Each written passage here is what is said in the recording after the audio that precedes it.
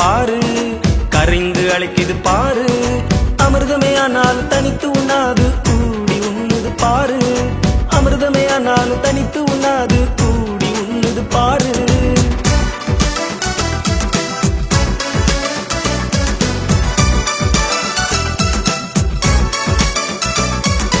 போலி உறவுகள் எல்லாம் பகைமையின் இருப்பிடமாகும்.